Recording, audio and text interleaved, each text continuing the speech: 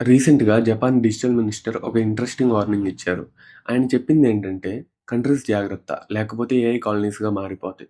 ఇప్పుడు కాలనీ అంటే మనకు బ్రిటిష్ రూల్ గుర్తొస్తుంది. కానీ ఏఐ కాలనీ అంటే ఏంటి? సింపుల్‌గా చెప్పాలంటే మీ కంట్రీలో అందరూ ఏఐ యూజ్ చేస్తున్నారు. స్టూడెంట్స్ ఏఐ యూజ్ చేస్తున్నారు. కంపెనీస్ ఏఐ యూజ్ చేస్తున్నాయి. గవర్నమెంట్ డిపార్ట్మెంట్స్ కూడా ఏఐ యూజ్ చేస్తున్నాయి. కానీ ఆ ఏఐ మోడల్స్ మీవి గాదు. ఆ డేటా సెంటర్స్ మీవి గాదు. ఆ క్లౌడ్ ఇన్‌ఫ్రాస్ట్రక్చర్ మీది కాదు. ఆ చిప్స్ కూడా మీది కాదు.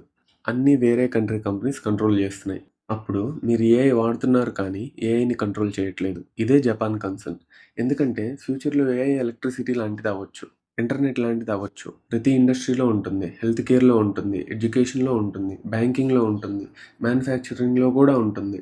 అలాంటి టెక్నాలజీ మొత్తం వేరే వాళ్ళకి డిపెండ్ అయితే ఏమవుతుంది? సపోజ్ ఆ కంపెనీస్ ప్రైసెస్ పెంచితే, లేదా యాక్సెస్ లిమిట్ చేస్తే, లేదా కొన్ని ఫీచర్స్ ఇవ్వకపోతే, లేదా జియో పొలిటికల్ టెన్షన్స్ వల్ల రిస్ట్రిక్షన్స్ పెడితే, అప్పుడు మీ కంట్రీ దగ్గర ఆప్షన్స్ చాలా తక్కువ ఉంటాయి. అందుకు ఇప్పుడు చాలా కంట్రీస్ ఒక కొత్త టార్గెట్ పెట్టుకున్నాయి. ఏఐ సోవర్నిటీ అంటే మన ఏఐ మోడల్స్, మన డేటా సెంటర్స్, మన క్లౌడ్ ఇన్‌ఫ్రాస్ట్రక్చర్, మన సెమీకండక్టర్ ఎకోసిస్టమ్, మన లాంగ్వేజ్‌కి సూటబుల్ ఏఐ, మన కంట్రోల్‌లో ఉండే ఏఐ. ఇది జపాన్ మాత్రమే కాదు, యూరోప్‌లో కూడా ఇదే డిస్కషన్ నడుస్తుంది. Middle east countries billions invest చేస్తున్నాయి. ఇండియాలో కూడా ఓన్ ఏఐ ఎకోసిస్టమ్ బిల్డ్ చేయడానికి పుష్ చేస్తుంది. ఇంట్రెస్టింగ్ విషయం ఏంటంటే కొన్ని ఇయర్స్ ముందు కంట్రీస్ ఆయిల్ ఇంపోర్ట్స్ గురించి టెన్షన్ పడేవి. ఇప్పుడు ఏఐ ఇంపోర్ట్స్ గురించి టెన్షన్ పడుతున్నాయి. అందుకే జపాన్ ఇచ్చిన వార్నింగ్ చాలా సింపుల్‌గా ఉన్నా దాని మీనింగ్ చాలా పెద్దది. ఫ్యూచర్‌లో క్వెషన్ ఏఐ వాడుతున్నారా కాదు, ఏఐని ఎవరు కంట్రోల్ చేస్తున్నారు అనేది అసలు క్వెషన్. మరి ఈ ఏఐ రేస్‌లో కంట్రీస్ నెక్స్ట్ లెవెల్‌కి వెళ్ళడానికి అవసరమైన మోస్ట్ ఇంపార్టెంట్ వెపన్ ఏంటి? ఏఐ మోడల్ కాదు, డేటా సెంటర్ కూడా కాదు, ఏఐ చిప్స్. మరి ఇప్పుడు ఆ ఏఐ చిప్స్ కోసం అమెరికా మరియు చైనా మధ్య జరుగుతున్న ఫైట్ ఏంటో చూద్దాం. ఇప్పుడు ఈ ఏఐ చిప్స్ వల్లే అమెరికా మరియు చైనా మధ్య కాంపిటీషన్ నెక్స్ట్ లెవెల్‌కి వెళ్ళిపోయింది. రీసెంట్‌గా US lawmakers China advanced AI చిప్స్‌ని అక్వైర్ చేసే మెథడ్స్‌ని మరింత క్లోజ్‌గా ఇన్వెస్టిగేట్ చేశారు. రీజన్ ఏంటంటే కొన్ని రిస్ట్రిక్షన్స్ ఉన్నా కూడా Chinese firms high end AI హార్డ్వేర్‌ని యాక్సెస్ చేస్తున్నాయనే కన్సర్న్స్ పెరిగాయి. ముఖ్యంగా focus Nvidia latest Blackwell chips మీద ఉంది. ఈ చిప్స్ ఏఐ ట్రైనింగ్ మరియు ఇన్ఫరెన్స్ పెర్ఫార్మెన్స్‌ని నెక్స్ట్ లెవెల్‌కి తీసుకెళ్తాయి. అందుకే అమెరికా వ్యూ ఏంటంటే ఈ టెక్నాలజీ రైవల్స్ దగ్గరికి వెళ్ళకూడదు. కానీ చైనా సైడ్ నుంచి చూస్తే స్టోరీ వేరేగా కనిపిస్తుంది. వాళ్ళ పర్స్పెక్టివ్‌లో చూస్తే ఫ్యూచర్ ఏఐ ఎకానమీలో పార్టిసిపేట్ చేయాలి అంటే అడ్వాన్స్డ్ హార్డ్వేర్ యాక్సెస్ ఉండాలి. లేకపోతే కాంపిటీషన్‌లో వెనకపడిపోయే రిస్క్ ఉంటుంది. ఏఐ రేస్ గురించి మాట్లాడినప్పుడు మనం కంట్రీస్ గురించి ఎక్కువ మాట్లాడుతున్నాం కదా! America, China, Japan, India. కానీ ఈ రేస్‌లో గవర్నమెంట్స్ కన్నా కొన్ని కంపెనీస్ ఎక్కువ మనీ స్పెండ్ చేస్తున్నాయి. రీసెంట్‌గా గూగుల్ కొన్ని క్లౌడ్ మరియు సైబర్ సెక్యూరిటీ టీమ్స్‌లో లే ఆఫ్స్ చేసింది. ఇలాంటి న్యూస్ చూసినప్పుడు చాలామంది ఫస్ట్ అనుకునేది టెక్ సెక్టార్ స్లో అవుతుందా? కానీ ఇంట్రెస్టింగ్ పార్ట్ ఏంటంటే అదే కంపెనీస్ ఏఐ ఇన్‌ఫ్రాస్ట్రక్చర్ మీద రికార్డ్ అమౌంట్ స్పెండ్ చేస్తున్నాయి.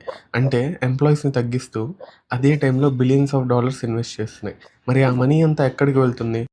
Data centres, AI chips, networking equipment. సింపుల్‌గా చెప్పాలంటే ఏఐని రన్ చేయడానికి అవసరమైన ఫౌండేషన్ మొత్తం బిల్డ్ చేయడానికి వెళ్తుంది. ఎందుకంటే చాట్‌జీపీటీ లాంటి ఏఐని యూజ్ చేయడం ఈజీ. కానీ ఆ ఏఐ వెనకున్న ఇన్‌ఫ్రాస్ట్రక్చర్ బిల్డ్ చేయడం ఎక్స్‌ట్రీమ్‌లీ ఎక్స్‌పెన్సివ్.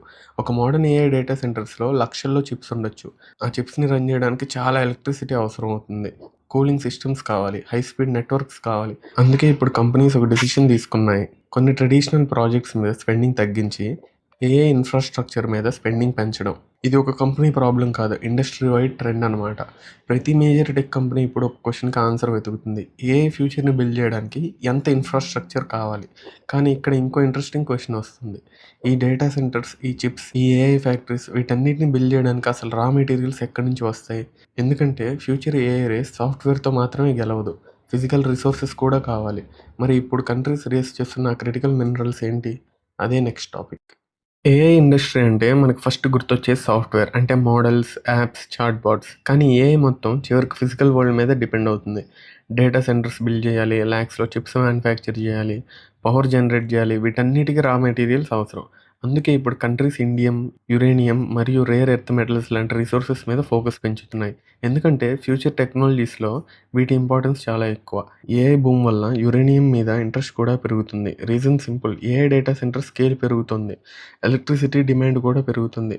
చాలా ఎక్స్‌పర్ట్స్ ఫ్యూచర్‌లో న్యూక్లియర్ పవర్ ఏఐ ఇన్‌ఫ్రాస్ట్రక్చర్‌కి ఇంపార్టెంట్ ఎనర్జీ సోర్స్ అవ్వొచ్చని భావిస్తున్నారు. న్యూక్లియర్ పవర్ అంటే యురేనియం. కాబట్టి ఇప్పుడు యురేనియం రిజర్వ్స్ ఇంకా సప్లై చైన్స్ స్ట్రాటజిక్‌గా అసెట్‌గా మారుతున్నాయి.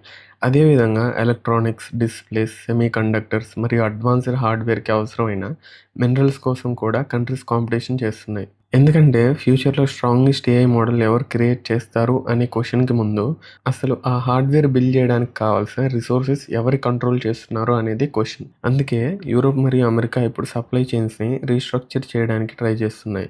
Goal simple. ఒక రైవల్ కంట్రీ మీద ఎక్కువ డిపెండెన్స్ ఉండకూడదు. ఆల్టర్‌నేటివ్ సప్లయర్స్ ఉండాలి. ఆల్టర్‌నేటివ్ రూట్స్ ఉండాలి. ఆల్టర్‌నేటివ్ పార్ట్నర్స్ ఉండాలి.